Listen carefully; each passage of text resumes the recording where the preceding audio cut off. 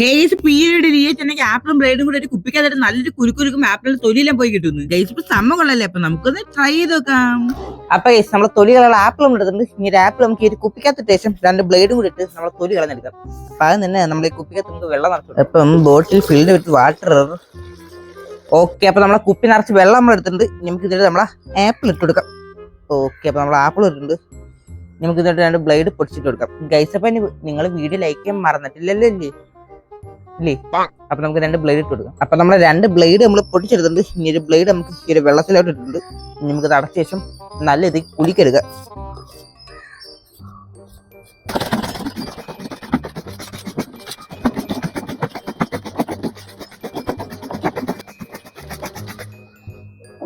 എന്റെ മോനെ ഗൈസ്, അപ്പൊ നമ്മൾ ആപ്പിളിന്റെ തൊലിയെല്ലാം പോയി കിട്ടിയിട്ടുണ്ട് കേട്ടോ.